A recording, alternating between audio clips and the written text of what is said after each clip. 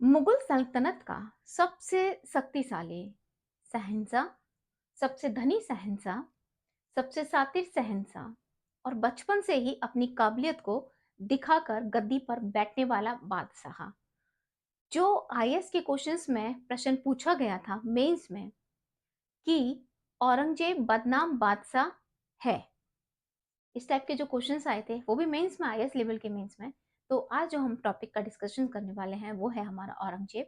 Welcome to geography Sindhu study points में एक बार फिर से आपका स्वागत है। और हमारा जो टॉपिक स्टार्ट हो रहा है वो है औरंगजेब है। तो औरंगजेब के बारे में हम थोड़ा सा उसका परिचय एक बार देख लेते हैं कि औरंगजेब जो थे वो शाहजहां की औलाद थे। उनका जीवन परिचय कुछ इस तरीके से है, जो डिटेल्स में है वो अभी और हम देखते हैं। तो पहले उनका थोड़ा सा हम परिचय देखते हैं कि औरंगजेब है। उनका जो परिचय है कि उनका जन्म कब हुआ था, तो औरंगजेब का जन्म 3 नवंबर 1618 में हुआ था। उज्जैन के दोहद में इनका जन्म हुआ था और शाहजहां के ये तीसरे नंबर के बेटे थे। अगर क्रम में देखते हैं तो शाहजहां की ये छठी औलाद थी। अगर बेटों की बात करते हैं तो ये तीसरे नंबर के बेटे थे। ये इनका हो गया। इनके पिता का नाम शाहजहां था, इनकी माता का नाम मुमताज महल था और उनका जो उस मुमताज महल के नाम से उन्हें जानते हैं, और अर्जुमन बानो बेगम उनका नाम था। आगे का क्या टॉपिक है कि ये छठी औलाद है और तीसरे नंबर के बेटे हैं। जब तीसरे नंबर के बेटे हैं तो उससे इनके 3 और भाई, यानी कि इनके जो 4 भाई हैं ये तीसरे नंबर के हैं। तो 2 और ये 4 हो गए, यानी कि 4 भाई थे।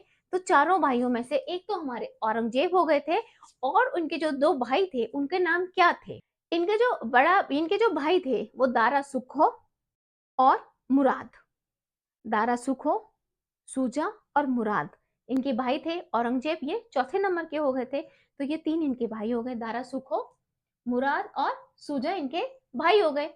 अच्छा, अब क्या है कि इनका जो राज्याभिषेक हुआ था, पहले इस वाले टॉपिक को हम लोग देख लेते हैं। इनका जो राज्याभिषेक हुआ था वो जुलाई 1698 में और जून 1659 में हुआ था। और इनका जो राज्याभिषेक हुआ था वो 2 बार राज्याभिषेक हुआ है। किसमें? दिल्ली के क्षेत्र में 2 बार राज्याभिषेक हुआ है। क्वेश्चन उठ जाता है कि मुगल शासनकाल में ऐसे कौन से क्रम के राजा हैं या कौन से क्रम के शहंशाह हैं जिनका 2 बार राज्याभिषेक हुआ है। तो उसका क्वेश्चंस का आंसर का जो टिक होगा वो होगा हमारा औरंगजेब। और अकबर भी इसके क्रम में आते हैं, जब हम पढ़ेंगे तो उसके बारे में भी हम लोग डिस्कशन कर लेंगे। अब इनकी जो उपाधि है, इन्हें उपाधि कौन सी मिल रखी थी? इनकी जो उपाधि है, जो इनकी उपाधि इन्हें मिल रखी थी वो अब्दुल मुजफ्फर मुद्दीन मुजफ्फर औरंगजेब बहादुर आलमगीर बादशाह गाजी। इन्हें एक तो औरंगजेब के नाम से इन्हें जानते हैं और दूसरा इन्हें आलमगीर के नाम से भी इनको जाना जाता है। औरंगजेब को औरंगजेब के जो गुरु हैं उनसे पूछते हैं कि इनके गुरु कौन थे। तो इनके जो गुरु हैं, गुरु मीर मोहम्मद हाकिम इनके गुरु हैं। अगर औरंगजेब की हम लोग मृत्यु की बात करते हैं कि औरंगजेब की मृत्यु कब हुई थी, तो औरंगजेब की जो मृत्यु थी वो 1707 ईस्वी में हुई थी। और कहा? दौलताबाद के पास जैज अल हक के मजार के पास में इन्हें दफनाया गया था। तो ये तो इनका जीवन परिचय हो गया। औरंगजेब ने 49 ईयर्स भारत के ऊपर मुगल साम्राज्य में शासन किया है। यानी कि इनकी जो शासन की जो कड़ी स्टार्ट हो जाती है वो कब से स्टार्ट पे 1658, यानी कि 1658 से लेके 1707 तक इनका शासन कायम रहा है। मुगल साम्राज्य उस टाइम क्या था, वो अपने चरम पर था। जब औरंगजेब ने बादशाही या तखत संभाला था तो मुगल सल्तनत जो थी वो अपने चरम पर थी, यानी कि उनका जो राजस्व था, राज था, वो चरम सीमा पर पहुंच रहा था। 49 ईयर इन्होंने क्या काम करा है? इन्होंने भारत के ऊपर शासन किया है।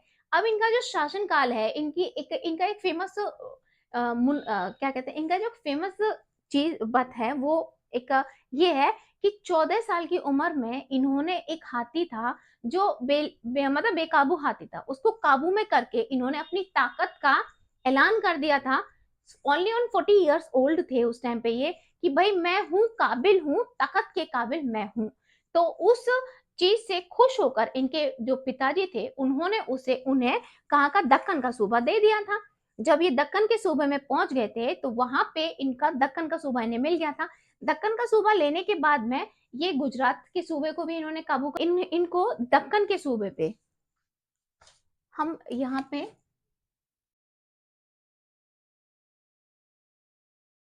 इस तरीके से देखते हैं कि इन्हें यहाँ का ये दक्कन का सूबा इनको मिल गया था। जब इन्हें दक्कन का सूबा मिल गया तो दक्कन के सूबे पे इन्होंने 8 साल राज किया है। उसके बाद में इनके मतलब शासन करने के तरीके को, इनकी राजनीति के तरीके से खुश होकर इनको यहाँ से फिर गुजरात यानी कि सूरत का, गुजरात में सूरत का सूबा दे दिया गया। सूरत के सूबे पे भी इन्होंने राज किया है और अपने राजनीतिक तरीके से जो गुजरात के सूबे में सुधार किया है। वहां से इनको सिंध का सूबा प्राप्त हो गया। तो इनको काबुल और कांधार के सूबे में शिफ्ट कर दिया गया था। और काबुल और कांधार का जो सूबा था वो ऐसा सूबा था कि जिसपे मुगल सल्तनत ने अपनी शासनगिरी वहां पे कायम नहीं की या फिर वहां पे ये लोग जीत नहीं पाए। तो औरंगजेब के दिमाग में ये था कि अगर मैं वहां जीत जाऊंगा तो मैं शायद दिल्ली के तख्त पे अपने आप बैठ जाऊंगा, मैं बादशाह बन जाऊंगा। बट काबुल में गए और इन्होंने वहां पे लड़ाई की और उस लड़ाई में ये हार गए। तो वापस से इनको दक्कन के सूबे में फिर से वहां पे इनको भेज दिया गया है। जब ये दक्कन के सूबे में आ गए थे तो वहां पे छत्रपति महाराज जी जो थे वहां से इनकी मुठभेड़ हो गई है। और वहां से जब इनकी मुठभेड़ हो गई है क्योंकि मराठों से इनका संघर्ष हुआ और ये मराठों से जीत नहीं पा रहे थे। तो ये कहानी हमारी औरंगजेब की है जिनका परिचय थोड़ा थोड़ा आपको दे दिया गया कि इन्होंने 49 ईयर भारत के ऊपर मुगल सल्तनत जब चरम सीमा पर थी तब इन्होंने शासन किया। और कितनी बेरहमी के तरीके से, बहुत बेरहमी से सत्ता यानी कि तखत को हासिल करने के लिए इन्होंने अपने भैये को यानी कि अपने भाइयों का कत्ल करा और अपने भाइयों के परिवारों को जेल में ही मरवा दिया था। तो ये है औरंगजेब। जो औरंगजेब के हम जीवन परिचय के बारे में जान रहे हैं, जिनसे क्वेश्चंस उठता है, क्वेश्चंस उठते ही हैं। तो हम लोग अब डिटेल में चलते हैं। ये वाली वीडियो सिर्फ शॉर्ट्स में रहेगी कि इन्हें कितनी उपाधि दी गई है, बाद में इनकी पत्नी के भी बहुत काम है, इनकी जो युद्ध हुए हैं उसके लिए हम लोग नेक्स्ट वीडियो बनाएंगे। आप अगर मेरे चैनल पर नए हैं तो प्लीज मेरे चैनल को लाइक करिए, सब्सक्राइब करिए, बेल आइकन का बटन दबाइएगा और अपने व्यूज को, जो आपके व्यूज होते हैं वीडियो देख के, तो उसे आप कमेंट्स करके मेरे तक पहुंचा सकते हैं। अब हमने यहाँ तक देख लिया कि इनकी मृत्यु 1707 ईस्वी में दौलताबाद के पास जैल उल हक के मजार के पास में इनकी मृत्यु हुई थी। इनको कहाँ दफनाया गया था? जैज उल हक के मजार के पास में इनको दफनाया गया था। ठीक है, अब ये तो इनका परिचय हो गया। अब हम क्वेश्चन यानी कि एग्जाम के पॉइंट ऑफ व्यू से, जहां से एग्जाम्स में क्वेश्चंस आते हैं उसके पॉइंट ऑफ व्यू से वो वाली भी एक बार हम लोग डिटेल में देख लेते हैं।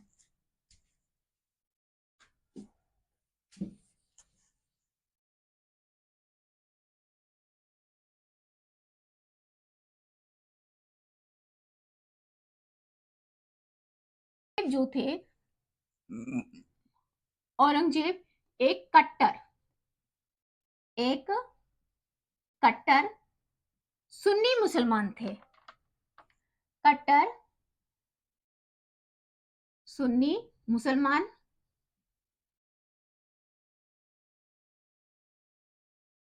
ये कट्टर सुन्नी मुसलमान है। ये कट्टर सुन्नी मुसलमान होने का जो एक लहजा है वो ये है कि इन्होंने एक ही शादी की थी। ये जो मुसलमान होने के नाते इनके कुरान में जो उनकी आयत है वो उसको बहुत फॉलो करते थे। उसे फॉलो करने के साथ में ये बिल्कुल कट्टर थे, अपने धर्म के प्रति बहुत ही ज्यादा वफादार थे और ये चाहते थे कि हम जहाँ पे हैं वो पूरा का पूरा मुसलमान एरिया हो जाए। तो वो आगे हम लोग देखते हैं कि ये कट्टर क्यों थे, क्योंकि ये सुन्नी सुन्नी और ये बहुत ही ज्यादा कट्टर मुसलमान थे, क्रूर मुसलमान जिसे हम लोग बोल सकते हैं कि कट्टर अपने धर्म के प्रति एकदम वफादार मुसलमान। कौन थे? औरंगजेब कट्टर और सुन्नी मुसलमान था। ये कट्टर मंदिरों को तुड़वाया गया था, धर्म परिवर्तन कराया गया था, यानी कि औरंगजेब के टाइम पर ही बहुत ही ज्यादा मंदिरों को तुड़वाया गया था क्योंककि 1665 ईस्वी में इन्होंने आदेश दिया था मंदिरों को तोड़ने का। यानी कि 1665 में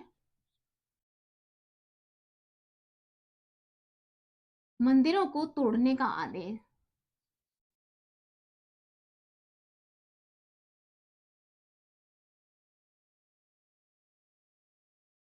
या फतवा जारी किया। आदेश कुरान के खिलाफ था, कुरान के खिलाफ संगीत था, नृत्य था, तो इन्होंने अपने दरबार से संगीत और नृत्य को प्रतिबंधित कर दिया था। यानी कि इनके दरबार में संगीत और नृत्य नहीं होंगे, इसके लिए इन्होंने आदेश दे दिया, उन्हें प्रतिबंधित कर दिया। ये पॉइंट ऑफ आप साथ के साथ लिखते चलो कि इन्होंने अपने दरबार में और नृत्य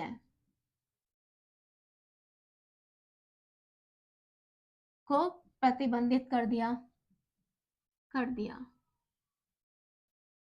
ठीक है। और कुरान को शासन का आधार बनाया गया।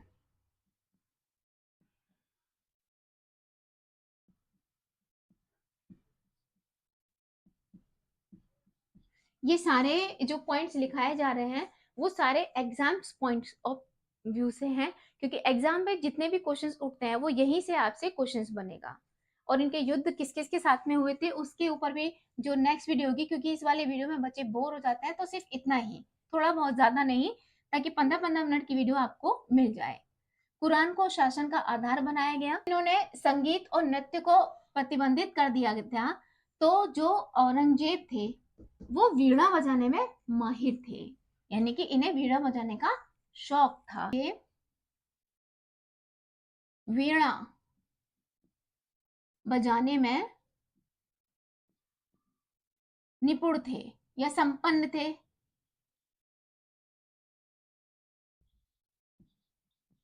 में कुछ ऐसी प्रथा थी जो कुरान के या इनके सीरत के खिलाफ थी, तो इन्होंने अपने दरबार में ऐसी प्रथाओं को बंद कर दिया गया था। जैसे कि मान लो होली खेलना इनके दरबार में था, राजाओं को तिलक लगाना इनके दरबार में था, उसे प्रतिबंधित कर दिया, यानी कि खत्म कर दिया। होली खेलना खत्म हो गया, दीपावली बनाना इन्होंने खत्म कर दिया।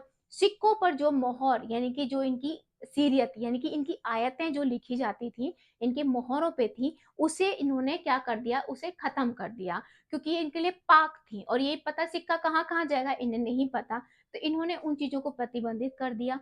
और बहुत सारी चीजें इन्होंने जो थी वो इनका झरोखा दर्शन, तुला दान, इन्होंने ऐसी सारी चीजों को अपने दरबार में प्रतिबंधित कर दिया था जो इनके कुरान के खिलाफ थी, क्योंकि इन्होंने अपने शासन का जो आधार था उसको किसको बनाया था, कुरान को बनाया था। तो वो सारी चीजें आप नोट डाउन करो। इन्होंने क्या, नवरोज, किस किस किस किस प्रथा को इन्होंने बंद किया था, नवरोज, और क्या था, झरोखा,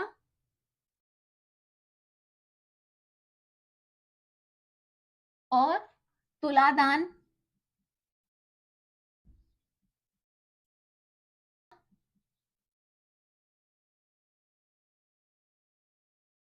होली खेलना,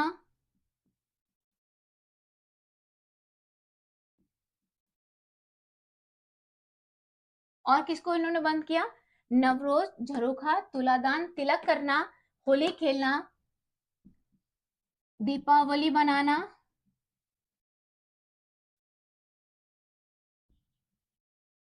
कर दिया इन्होंने। इन सारी प्रथाओं को इन्होंने बंद कर दिया, क्योंकि ये सारी प्रथा जो थी वो कुरान के खिलाफ। और कर था, एक जजिया कर था। जजिया कर को किसने बंद करवाया था, जजिया कर को अकबर ने बंद करवा दिया था। 1679 ईस्वी में औरंगजेब ने जजिया कर को पुनः लागू करवा दिया। ठीक है, तो जजिया कर यानी कि 1679 ईस्वी में जजिया कर पुनः लागू। अब ये क्वेश्चन आता है कि पुनः लागू किसने करवाया था, औरंगजेब ने, और बंद किसने करवाया था, अकबर ने। ठीक है, अब इसमें ही हम लिख लेते हैं कि जजिया कर को बंद किसने करवाया था, आप नोट डाउन कर लेना, अकबर ने करवाया था। और 1679 ईस्वी में पुनः इसको लागू करवा दिया था औरंगजेब ने। उसने हर्ब का मतलब होता है गैर मुसलमान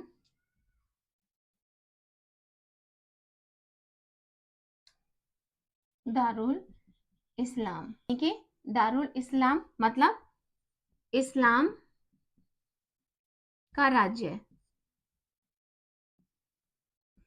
उसने देखो दारुल हर्ब यानी कि गैर मुसलमान राज्य, दारुल इस्लाम इस्लाम का राज्य प्रयास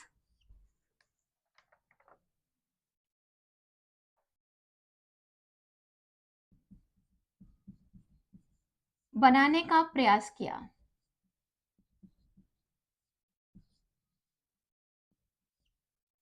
देखो उसने दारुल हर्ब गैर मुसलमान राज्य, दारुल हर्ब का मतलब होता है गैर मुसलमान राज्य, दारुल इस्लाम इस्लाम का राज्य बनाने का प्रयास किया, यानी कि हिंदुस्तान को उसने मुस्लिम कंट्री बनाने का पूरा प्रयास किया। ठीक है, यानी कि ये हमारे और एक और है कि ये है नैतिक स्तर पर। औरंगजेब नैतिक स्तर पर, औरंगजेब नैतिक स्तर पर काफी ऊंचा है,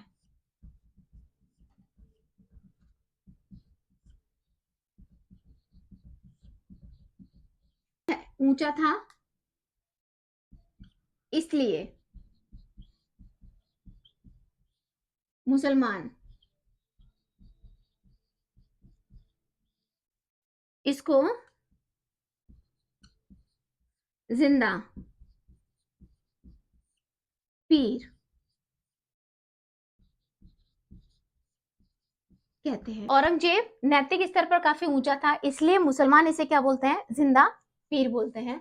तो ये औरंगजेब का छोटा सा परिचय है, बहुत ही छोटा सा परिचय है। इनकी जो लड़ाइयां हैं, इन्होंने कौन कौन सी लड़ाइयां लड़ी हैं और इनकी पत्नी के क्या काम है, इन्होंने कितनी हिंदुस्तान के अंदर लड़ाइयां लड़ी थी, किसमें इनकी हार हुई थी, किसमें इनकी जीत हुई थी, वो हम लोग लेके आएंगे अपने